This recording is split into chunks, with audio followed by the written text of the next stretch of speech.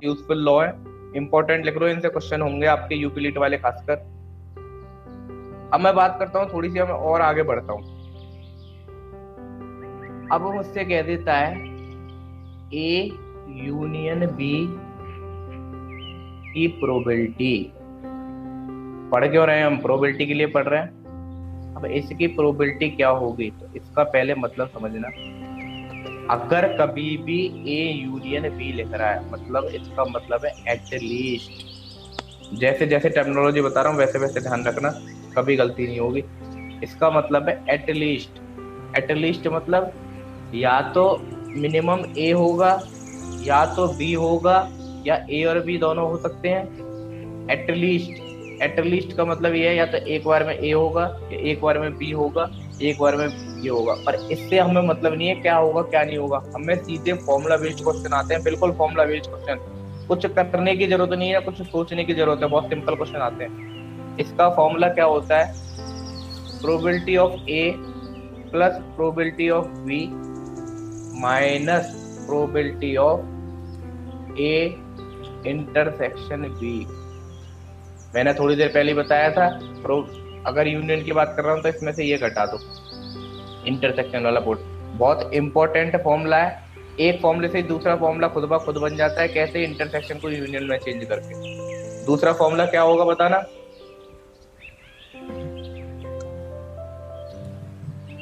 बोलो दूसरा फॉर्मूला क्या होगा? Probability of A plus probability of A intersection B intersection B equal to union को इंटरसेक्शन में चेंज कर दो बस, इंटरसेक्शन को यूनियन में चेंज कर दो बस। सर ये हो जाएगा ना, probability of A plus probability of B और minus probability of A union B. हाँ जी, ये दो फॉर्मूले निकल के आए आपके पास, बहुत इंपॉर्टेंट। कुछ भी दे रखा हो, किसी से भी कोई सा भी फॉर्मूला उठा के लिख देना, कोई फर्क नहीं पड़ेगा। चलो ये वाली बात क्लियर हो रही। अब मुझे एक चीज बताना। हाँ जी बोलो। सर आपने यूनियन के लिए बताया एटलीस्ट, वैसे इंटरसेक्शन के लिए क्या बोलेंगे? यूनियन के लिए मैंने बताया, इंटरसेक्शन को तो कॉमन कहते हैं, कॉमन पोर्शन, अभी थोड़ी देर पहले ही बताया था। सर एक बार ना ये बता दीजिए कि मतलब ये जो डायग्राम से मतलब बन जाएगा ये ऑपरेशन जो है। डायग्राम से देखो बहुत टफ पड़ेंगे, डायग्राम से हर किसी, इसलिए मैंने थोड़ी देर पहले बताया। डी मॉर्गन लॉ मैंने और किस लिए कराया कि आपको डायग्राम की जरूरत ना पड़े। डायग्राम से थोड़ी सी चीजें टफ पड़ेंगी और आपको उस लेवल की चीजें पढ़नी नहीं है, तो आपको इतना क्यों करना। इंटरसेक्शन का मतलब कॉमन पोर्शन। अब देखो कि मतलब ऐसी चीज जिसमें एक साथ दोनों हो। इंटरसेक्शन बी मतलब ऐसी चीज जिसमें एक साथ, यहाँ पे एटलीस्ट एक टाइम पे एक हो, यहाँ पे ऐसी चीज दोनों हो। मतलब कि जैसे दोनों हेड आ रहे हैं, दोनों हो रहे हैं, दोनों हेड भी आ रहे हैं, टेल भी आ रहे हैं, एक टाइम दोनों हेड आ रहे हैं। अब ये समझाऊंगा, ठीक है।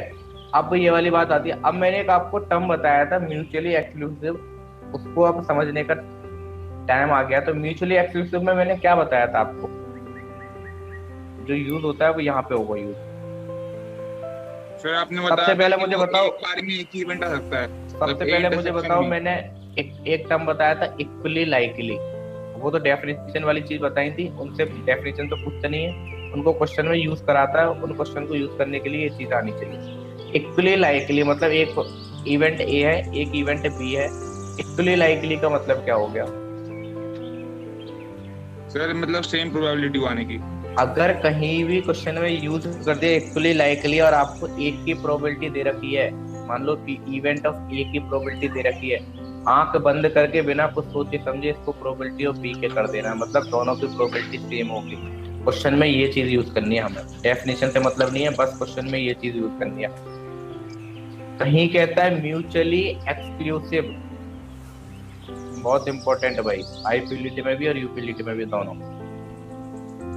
म्यूचुअली एक्सक्लूसिव क्या मतलब बताया था? एक प्रोबेबिलिटी होगी खाली, क्या होगा? नहीं हो सकती, दो एक पॉसिबल आउटकम आएगा। एक टाइम पर एक ही टाइम पे एक ही चीज की प्रोबेबिलिटी होगी, दोनों की नहीं हो सकती। मतलब कि इंटरसेक्शन वाला पोर्शन नहीं हो सकता। P of A intersection B equal to 0। बस P ऑफ, यही चीज याद रखनी है, ये चीजें क्वेश्चन में यूज करनी है, इसलिए लिखा रहा हूँ। उसमें क्वेश्चन में स्टेटमेंट में दे देगा कि म्यूचुअली एक्सक्लूसिव है, तो वहां से आपको ये लिखना है तुरंत, और इससे इससे लिखते ही कुछ ना कुछ आपका कुछ ना कुछ बन जाएगा। ठीक है ना। अगर देखो जैसे आपको ये पता है कि म्यूचुअली एक्सक्लूसिव है तो ये चीज जीरो होगी, ऊपर वाले फॉर्मूले में क्या चीज जीरो हो गई, ये चीज जीरो हो गई। इसका फॉर्मूला लिखना चाहूँ तो जब म्यूचुअली एक्सक्लूसिव इवेंट होगा, इसका फॉर्मूला लिखना चाहूँ तो इतना सा फॉर्मूला आएगा बस। बोलो, इन चीजों को ऐसे यूज करवाऊंगा अभी क्वेश्चंस में, अभी बस इनका मतलब समझो कि यूज क्या करना है। अब कह देता है एग्जॉस्टिव, ये भी याद रखना है भाई आपको। ए एंड बी आर यहाँ पे लिख लेना, सबके लिए मैंने लिखाया नहीं है। A and B are equally likely, A and B are mutually exclusive, A and B are exhaustive event, exhaustive. इसके लिए आपको न्यूमेरिकल में क्या याद रखना है, बोलो क्या याद रखना है, बताएगा कोई, किसी को नहीं पता हो। ये इंटरसेक्शन के लिए तो वो यूनियन के लिए बनेगा, ये इक्वल टू 0 होता है पर इसका 1 होता है। Probability of A union B is equal to 1। बस ये 3 चीज याद रख लो, इससे ज्यादा चीजें नहीं पूछेगा आपके बारे में। 3 चीज याद रखो। क्या क्या चीज हो गई 3 चीज? ये इसलिए क्योंकि इनकी स्टेटमेंट में दिया होता है, स्टेटमेंट में ये इनमें से एक चीज गिवन होगी तीनों में से, अदरवाइज सिंपल क्वेश्चन होगा। अगर कुछ ना कुछ गिवन होगी तो इसका क्वेश्चन होगा। जैसे यूपी लूट की बात करूं तो 2 क्वेश्चन इसके ऊपर पूछ चुका है, और 2 क्वेश्चन में जिसके ऊपर थे और 1 क्वेश्चन इन दोनों का मिक्सचर था। आईपी लीड की बात करूं तो सिर्फ इसके ऊपर देखा था, क्योंकि एक दो पेपर ही हाथ लगे हैं, उसके मिलते हैं नहीं है पेपर। इसकी बात इसके लिए पूछ चुका था। आपको पढ़ना बताइए सर, इंक्लूसिव वाला बताइए जी, मुस्लिम इंक्लूसिव का इंक्लूसिव वाला है ही नहीं है इसमें। यहाँ पे एक टर्म डिफाइन करा है एक्सक्लूसिव, इंक्लूसिव तो कोई है ही नहीं है। इंक्लूसिव क्या है, जैसे एक टाइम में इंक्लूसिव, एक्सक्लूसिव क्या है, एक टाइम पे दोनों का ये ना करे, इंक्लूसिव इसका उल्टा हो गया। बस इसमें कुछ करना थोड़ी ना, आपके में है ही नहीं है, और वो प्रोबेबिलिटी की किसी डेफिनेशन में कोई टर्म डिफाइन नहीं करा। बस आपको समझना चाहिए, खुद अपने से समझना है तो ये समझ सकते हो। इसका उल्टा एक्सक्लूसिव का उल्टा इंक्लूसिव, मतलब उसमें कुछ ना कुछ इसकी भी प्रोबेबिलिटी होगी, 0 नहीं होगी, बस समथिंग होगी, मतलब कुछ। हाँ, मतलब कुछ ना कुछ होगी, 0 नहीं होगा, बस इंटरसेक्शन वाला पोर्शन। अब देखो ये वाली चीज क्लियर हो गई। अब मैं देखता हूँ एक बार क्या क्या रह गया, वो चीज मैं देख लेता हूँ।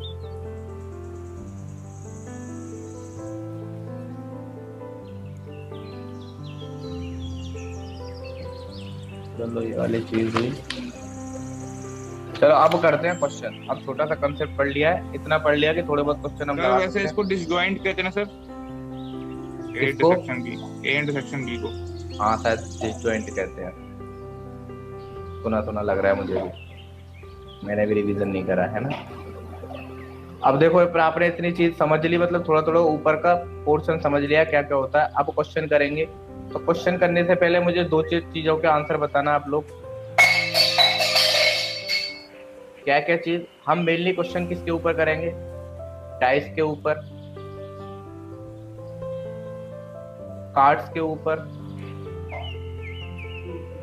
कॉइन के ऊपर, और कुछ मिसलेनियस टाइप, मतलब कि जिसमें क्या क्या आते हैं, जैसे मार्बल्स आ गई, बॉल्स आ गई, टी शर्ट आ गई, कुछ कलरफुल कुछ पेन दे दिए, red pen, blue pen, black pen. तो ये कुछ अलग टाइप के हैं, वो इन्हीं से हो जाएंगे, मतलब इनको थोड़ा सा इनका लॉजिक समझ के हो जाएंगे। मेनली ये 3 टाइप पढ़ते हैं, इन्हीं के ऊपर क्वेश्चन देखे जाते हैं।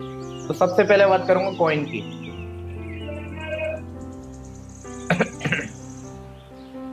और वो नहीं लेना आपको, आपके में वो चीज नहीं है कि व्हाइट कॉइन है अनवाइट कॉइन है।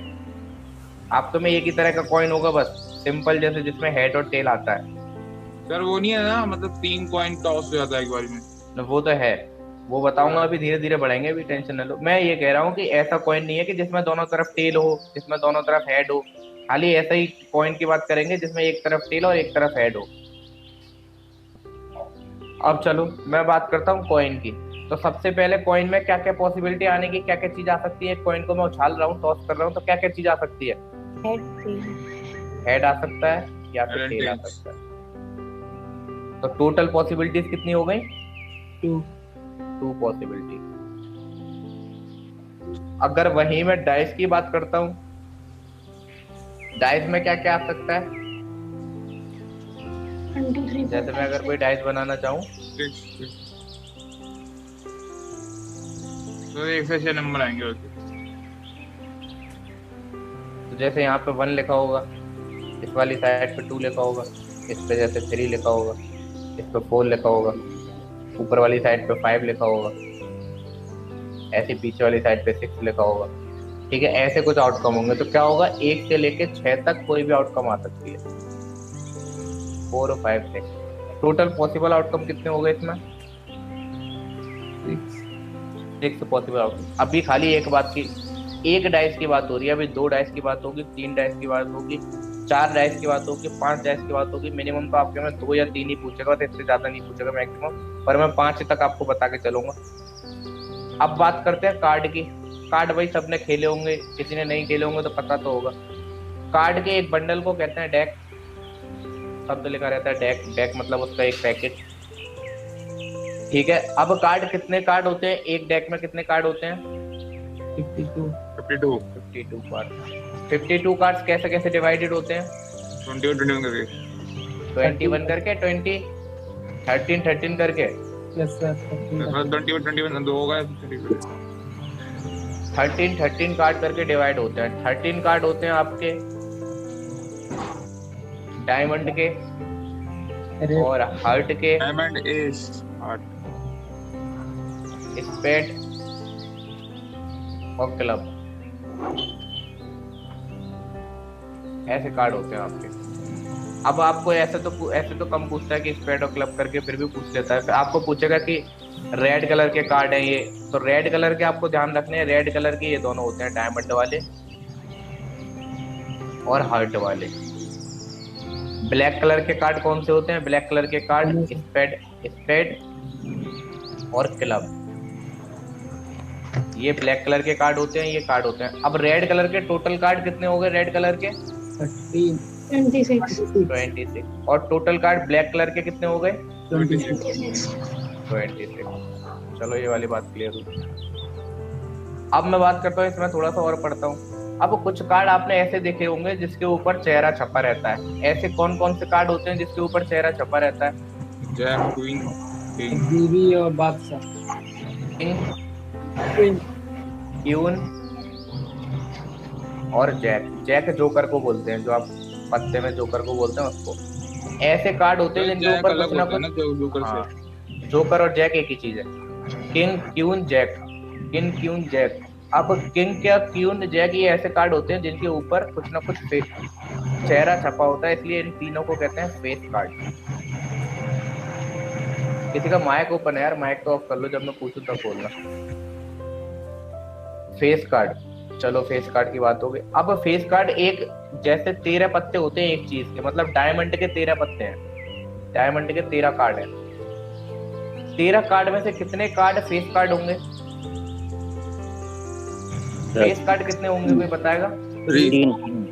3 फेस कार्ड, क्योंकि एक पत्ते में एक किंग होता है, एक क्यून होता है, एक जैक होता है, एक इक्का होता है। अभी बात करेंगे इक्के की थोड़ी देर में। तो 3 फेस कार्ड होते हैं एक चीज में। तो टोटल 52 पत्तों में फेस कार्ड कितने हो गए? 12 टोटल 12 फेस कार्ड। तो ये चीजें सब आपको पता होनी चाहिए, इसलिए पहले बता रहा हूँ, क्योंकि किसी को पता है किसी को नहीं पता होगी। क्योंकि लड़कों को हो सकता है पता हो, लड़कियों ने तो हो सकता है पत्ते ना खेले हो। अब देखो दूसरी बात करते हैं। अब होता है एस, जिसको कहते हैं इक्का। ए नंबर लिखा रहता है ना, ए करके लिखा रहता है, जिसको इक्का कहते हैं। अब एस ऐसा कार्ड है, इसको इंपॉर्टेंट कार्ड में लिया जाता है। एक मतलब 13 पत्तों में एक एस का कार्ड होता है। तो टोटल एस के कार्ड कितने हो गए? 4।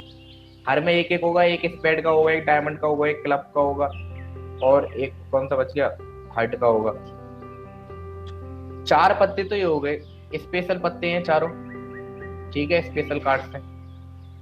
अब मैं बात करता हूँ जो और कार्ड बचे वो क्या है भाई? 2 से लेके 10 तक जितने भी कार्ड बचे, जिनके ऊपर कार्ड के ऊपर नंबरिंग होती है 2 3 4 5 6 7 8।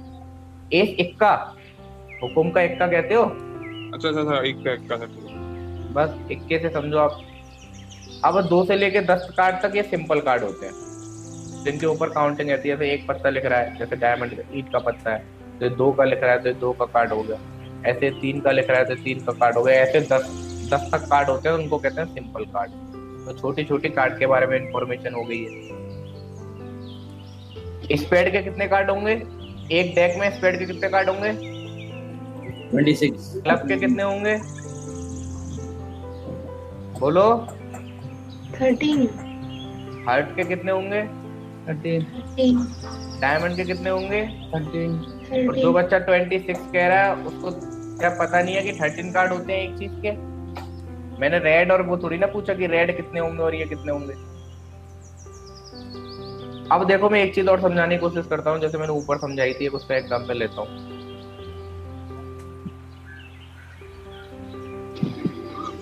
जैसे इंटरसेक्शन बी अगर किसी एक्सपेरिमेंट से समझना चाहो अभी तो आप ए और बी समझ रहे हो। जैसे एक छोटा सा एग्जांपल लूंगा, ज्यादा टाइम वेस्ट नहीं करूंगा।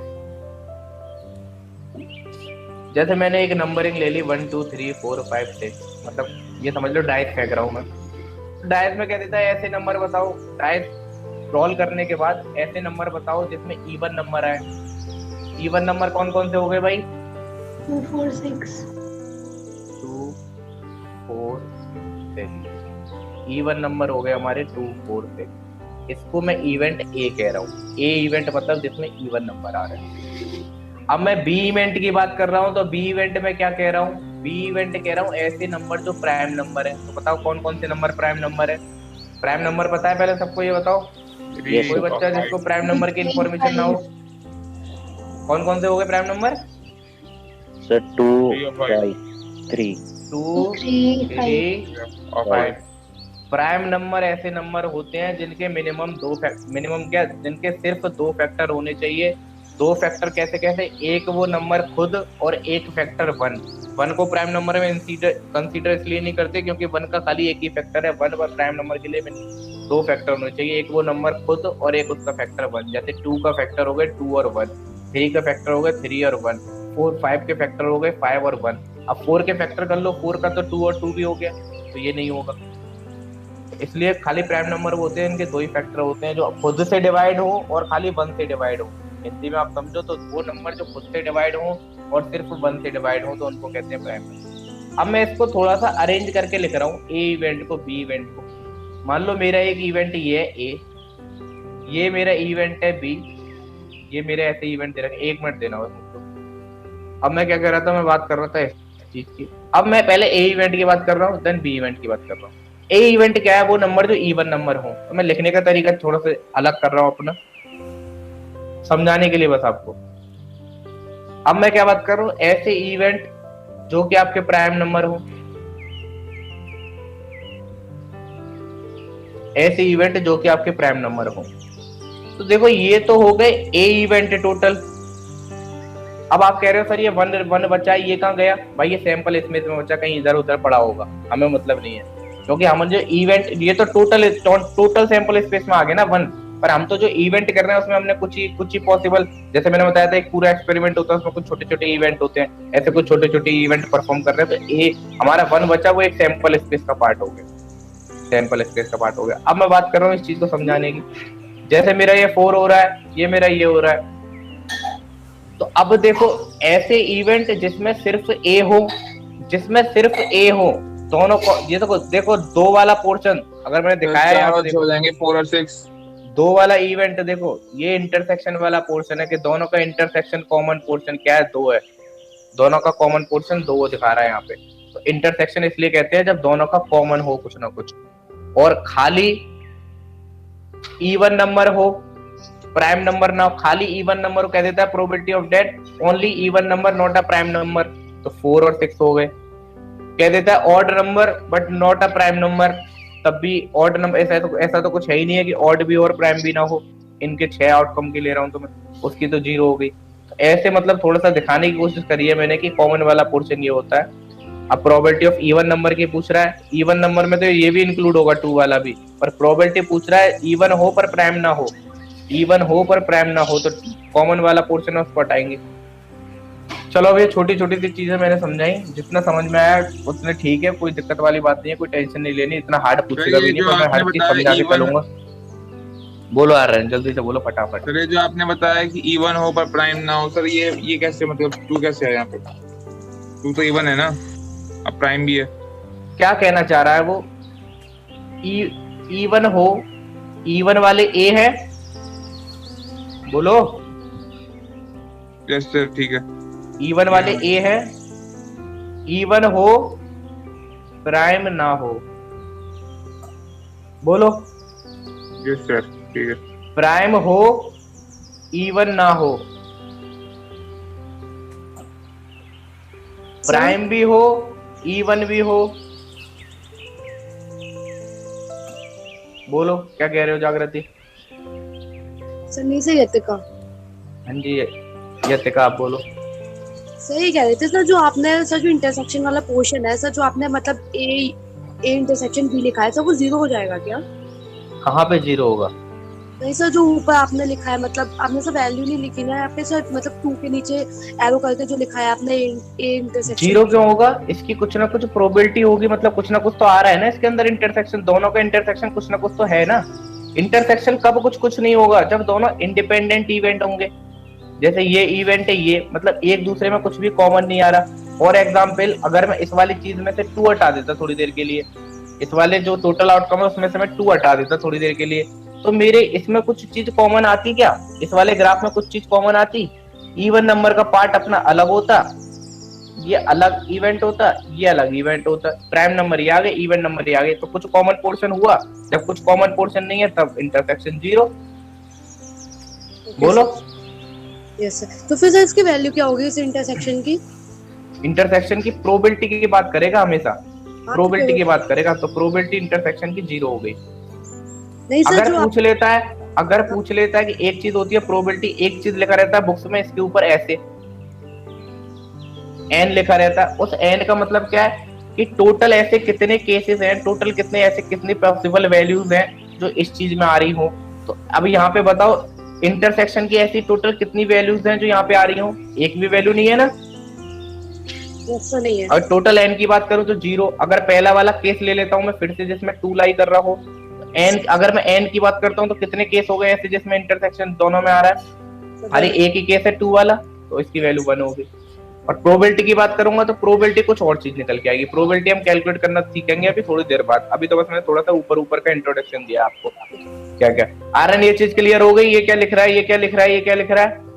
बढ़े आगे, अब परमिशन हो तो आपकी। नहीं सर, बढ़िया।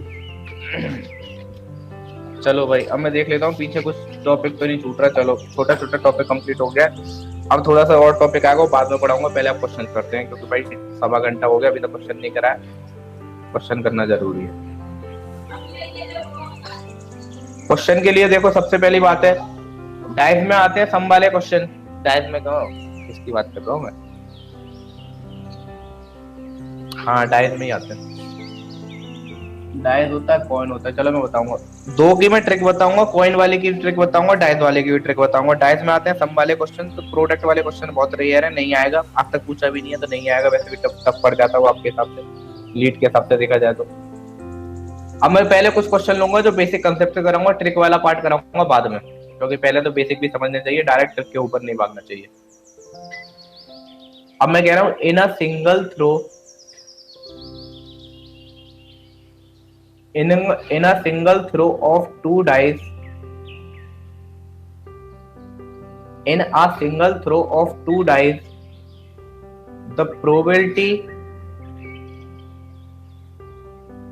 the probability अब ये तो है नहीं है कि एक ही डाइस थ्रो करेगा। सिंपल क्वेश्चन, एक डाइस थ्रो करेगा तो 6 आउटकम आएंगे, उसमें तो आप देख के बच्चा बता देगा। मिनिमम कम से कम 2 तो लेगा ही वो dice. In a single throw of 2 dices, 2 dices को बस एक ही बार फेंक रहा है। In a single throw of 2 dice, the probability of getting more than 7, कभी भी ऐसे लिखा हो मोर देन 7, मतलब कि जो दोनों की वो आएगा सम करके आएगा, वो 7 से बड़ा होना चाहिए। इसकी प्रोबेबिलिटी क्या होगी, कैसे होगी? तो ये बताओ, जब भी हम एक बार में 2 डाइस फेंक रहे हैं, एक बार में एक डाइस फेंक रहे हैं तो 6 आउटकम आ रहे हैं उसके। 1 2 3 4 5 6। अब एक बार में 2 डाइस फेंक रहे हैं तो उसके आउटकम कितने आएंगे? टोटल पॉसिबल आउटकम 36 कैसे सर मल्टीप्लाई हो जाएगा। बताओ, एक्सप्लेन तो करा करो, जो बोला करो उसको थोड़ा सा एक्सप्लेन तो करो। कभी 1-1 भी आ सकता है, कभी 1-2 भी आ सकता है, कभी 3-5। क्योंकि मान लो हम एक साथ 2 डाइस फेंक रहे हैं तो दोनों का कुछ ना कुछ आउटपुट आएगा। मान लो पहले में 1 आ गया, दूसरे में 2 आ गया। मान लो पहले में 3 आ गया, दूसरे में 4 आ गया। मान लो पहले में भी 4 आ गया, इसमें भी 4 आ गया। ऐसे करके हम केस देखेंगे तो 36 केस बनेंगे टोटल। कैसे बनेंगे, 36 ही क्यों बनेंगे बाद में, उसके लिए ट्रिक भी है कि 36 बनेंगे, कितने बनेंगे बात की बात है वो, पहले बेसिक से समझेंगे। बेसिक से क्या है, मैंने मान लो फर्स्ट से स्टार्ट करता हूँ। पहला टॉस, पहला फेंका, इसमें मेरा 1 आ गया और दूसरे में भी 1 आ गया। फिर मैंने दूसरी बार फेंका, उसमें 1 आया, दूसरे में 2 आ गया। ऐसे 1 के 3, 1 का 4, 1 का 5, 1 का 6। ऐसे केस खाली 6 ही होंगे जिसमें पहले में 1 आएगा बस। बोलो। Yes sir. अब ऐसे ही 2 के लिए होंगे, पहले में 2 आ जाए, 2 आ जाए, 2 आ जाए, 2 आ जाए, 2 आ जाए, 2 आ जाए। मेरा मार्कर सही नहीं चल रहा, पूरी टेबल कंप्लीट करो। 1 मिनट सर जो ये लिख रहे हैं वो सैंपल स्पेस है ना? टोटल सैंपल स्पेस मतलब कि टोटल पॉसिबल आउटकम लिख रहे हैं, तो अभी हम टोटल, जब टोटल लिख लेंगे तब उसको हम कह देंगे sample space, total possible outcome. अभी तो हम खाली आउटकम लिख रहे हैं, जब पूरे हो जाएंगे कंप्लीट तब आप उसको कह सकते हो। 3 वाले कैसे होंगे, पहले में 3 आ जाए, दूसरे में 1 आ जाए, पहले में 3 आ जाए, दूसरे में 2 आ जाए, पहले में 3 आ जाए, दूसरे में भी 3 आ जाए, पहले में 3 आ जाए, दूसरे में 4 आ जाए, पहले में 3 आ जाए, दूसरे में 5 आ जाए, पहले में 3 आ जाए, दूसरे में 6 आ जाए। ये क्या दिक्कत है यार। 4 आ जाए, 1 आ जाए, 4 आ जाए, 2 आ जाए, 4 आ जाए, 3 आ जाए, 4 आ जाए, 4 आ जाए, 4 हो जाए, 5 हो जाए, दूसरे में 6 हो जाए। ऐसे 5 के लिए लिखेंगे, 5 1, 5 2 लिख लेना अपनी कॉपी में, एक बार लिखने में कुछ नहीं जा रहा है। 5 4 बाद में बता दूंगा डायरेक्ट कैसे करना है, वो अलग बात है, पहले लिख लो। 5 6, 6 1, 6 2, 6 3, 6 4, 6 5, 6 6। क्या 7 1 लिख दूं अगली लाइन में? No sir. क्यों? सर होता ही नहीं है 7। 6 तक के होते हैं। अब आप देख के बताओ कि क्या कोई ऐसा केस बच गया जिसमें और भी कोई पॉसिबिलिटी हो सकती है? No sir. इसके अलावा कोई पॉसिबिलिटी नहीं हो सकती अगर आप डाइस को एक ही बार फेंक रहे हो तो। यही सारे केसेस बनेंगे, जितने भी केसेस बनेंगे। हो सकता है पहले में 1 आ जाए, दूसरे में 2 हो सकता है। हेलो, पहले में 2 आ जाए, दूसरे में 1 आ जाए, इसका उल्टा। इसमें ही आ जाए, इसमें ही आ जाए, इसमें ही आ जाए, इसमें ही आ जाए। तो टोटल 36 आउटकम हो गए, 6 6 6 6 करके टोटल पॉसिबल आउटकम 36। अब उसका क्वेश्चन पढ़ते हैं। क्वेश्चन क्या कह रहा है, पहले बताओ प्रोबेबिलिटी की डेफिनेशन क्या होती है? ऊपर क्या आता है, नीचे क्या आता है? Favourable outcomes upon total. ऊपर रिक्वायर्ड और नीचे total. Yes sir. Yes sir. अब मैं बात करता हूँ, मुझसे पूछा क्या है, probability of getting more than 7। More than 7 मतलब कि इन दोनों का सम, दोनों डाइस का जो सम करके आए वो मोर देन 7 आना चाहिए।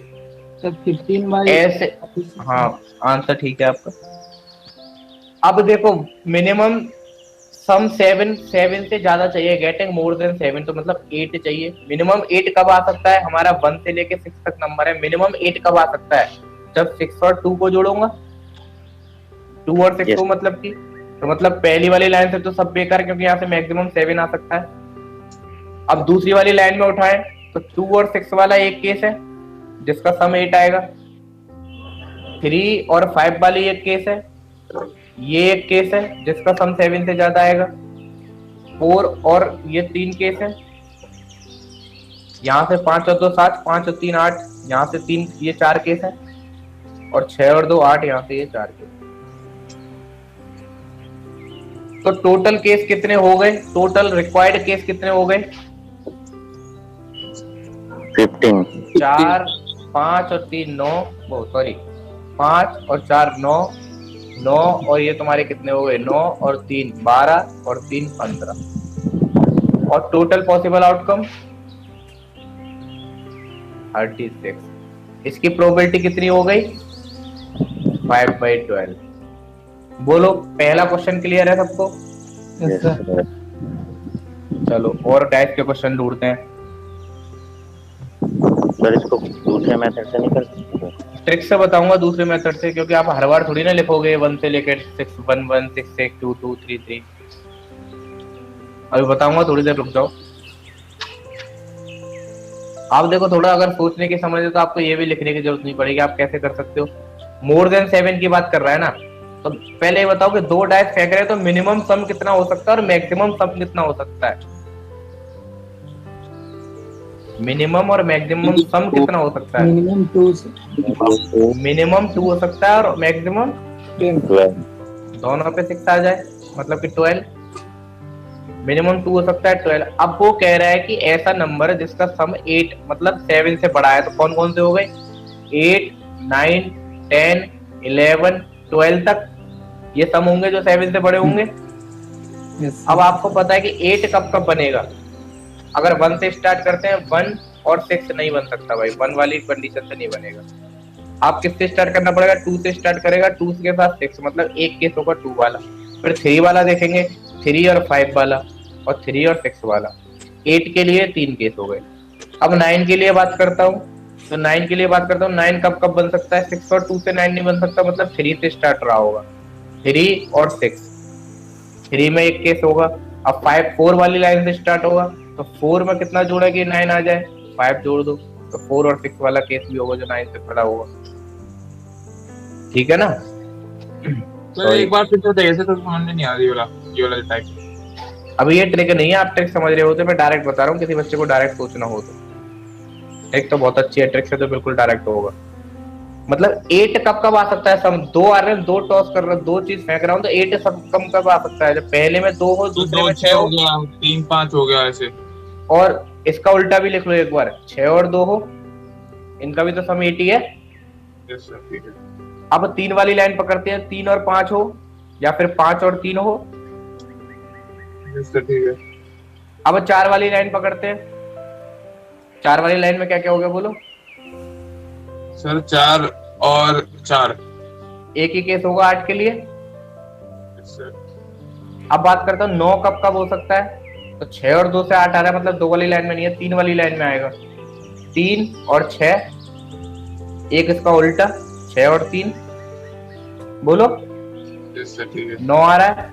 अब 10 वाले केस की बात करूं, 10 कब कब आ सकता है? 4 वाली लाइन में आ सकता है, 4 और 6, यस सर ठीक है। और 6 और 4 भी आ सकता है। 5 वाली लाइन में 5 और 5 आएगा, बस ये 3 केस बनेंगे। 11 की बात करूं, 11 के लिए मिनिमम 5 और 6 आएगा, 4 वाली लाइन में एक भी नहीं आएगा, और 6 और 5 आएगा। और 12 की बात करूं तो खाली 6 और 6 एक ही केस आएगा। तो टोटल कितने केस हो गए? 3 ही हो गए, 3 ही हो गए, 6, 6 और 2 8, 8 और ये कितने हो गए? 8 और 5 13। कौन सा केस छूट रहा है भाई? 2 केस रह रहे हैं कोई। 2 और 5 नहीं होगा 10 का? 10 में 2 और 5 कैसे आएगा? सॉरी 9 वाले में 2 छोड़ा आपने। अच्छा 5 और 4 रह गए 9 में, 5 और 4 और 4 और 5, ये केस होंगे ना 9 वाले में, और 2। यस अब हो सर। गए 15, तो टोटल 15 ही है। तो आप पूरा डायग्राम में बना के ऐसे भी कर सकते हो, और जो ट्रिक बताएंगे वो इससे भी सिंपल है। उसके लिए आपको वेट करना पड़ेगा। बराबर, लेकिन क्या चाहिए?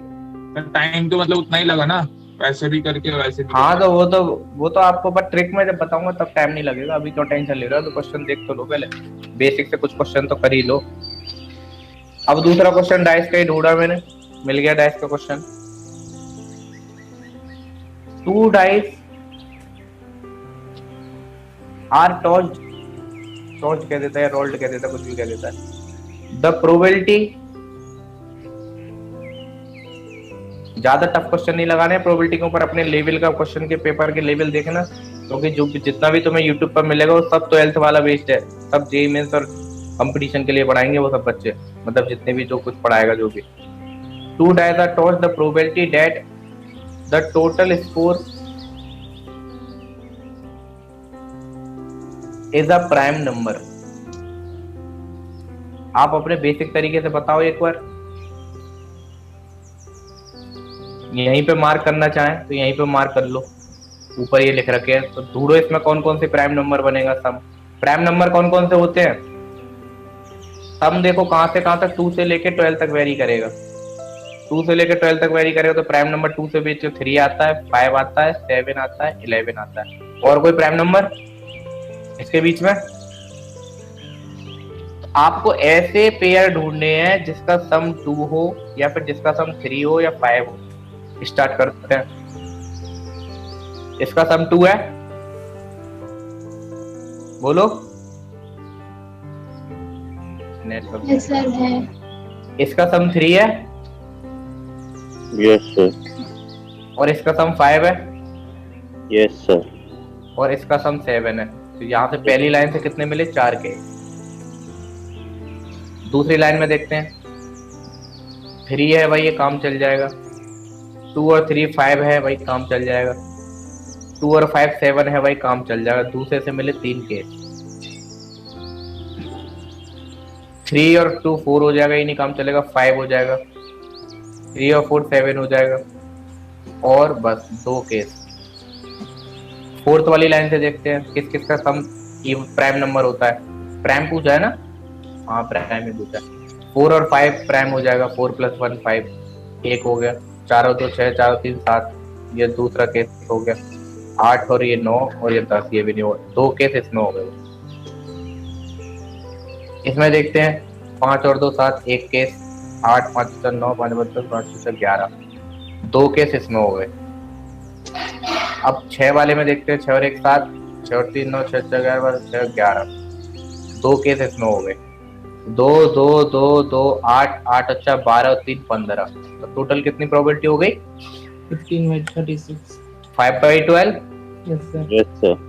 अब मैं यहीं पे दे देता हूँ। अब मैं क्वेश्चन चेंज कर रहा हूँ। मैं 1 मिनट देख लेता हूँ मैंने कोई क्वेश्चन लिखा हो, अदरवाइज बना के देंगे क्वेश्चन।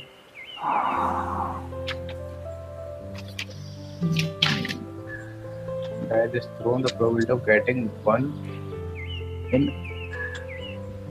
first throw only. ये बात की बात है। अगर वैसे अगर ये जो तरीका है इसमें तो आप मल्टीपल क्वेश्चन कर सकते हैं। बहुत सारे क्वेश्चन हो सकते हैं। अब देखो एक क्वेश्चन है, वही है क्वेश्चन, आप लिख लेना खुद से।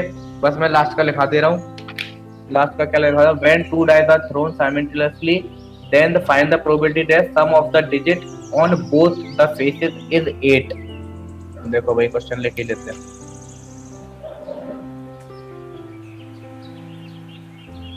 When 2 dice are thrown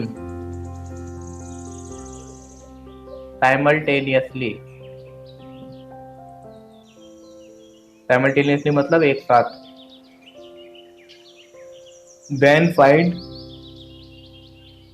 then find the probability that sum of the digit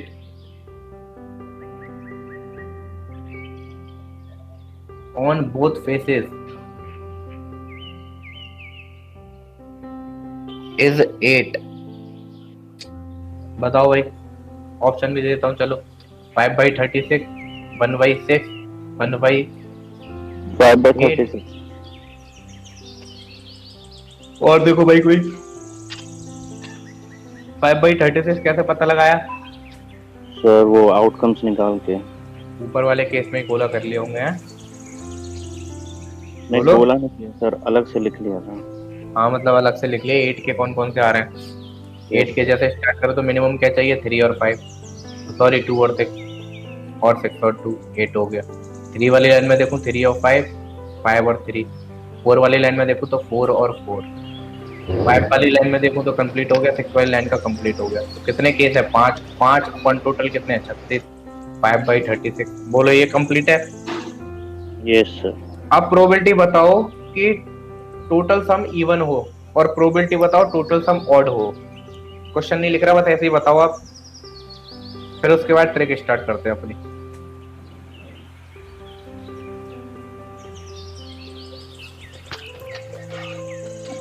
total sum even हो या फिर टोटल सम ऑड हो, दोनों की प्रोबेबिलिटी बताओ अलग अलग।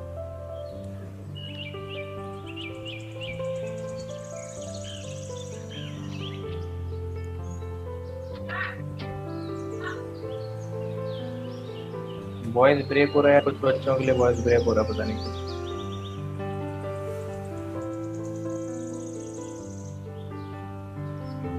बताओ भाई, निकाला किसी ने इवन के लिए? सर 18/1/2 आ जाएगा। सर 1/2 ऑड के लिए सेम 1/2 1/2 मतलब सेम ही आएगा। देख लेना, दोनों पे निकाल के देख लेना। 18 केस आएंगे डिवाइड बाई 36, 18 केस आएंगे डिवाइड बाई 36। ठीक है, तो दोनों के लिए सेम आएगा। ऊपर पेयर बन रहे हैं, उनपे कर सकते हो।